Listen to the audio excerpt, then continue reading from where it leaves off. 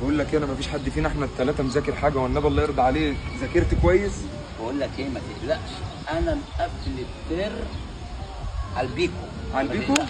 بص انا مبرشم كام حاجه كده عشان لو ايه عطلت عليها هسالك فيها في اللجنه جوه، ماشي؟ اوكي.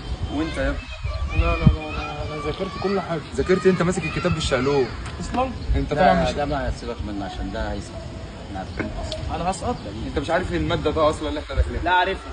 طب يلا بس يلا. انا شبير نظام. طب يلا بس يلا تعالى نخش على اللجنه الجديده دي. يلا. اي حد من اشباه اللعيبه هيغش هيطرد بره. ماشي.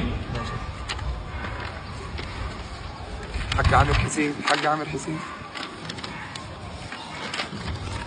اشمعنى انا لو انا عشان طب انا في اللجنه دي يا ابني. انا شبير رونالدينو، وانجز يا استاذ مفيش وقت. يا مبابي، امبابي بقول لك ايه السؤال التاني ده بتاعك انت؟ مين اللي لعب جنبك في الدور الاول في الدوري الفرنسي وخد الهداف؟ انا يا غبي. انت؟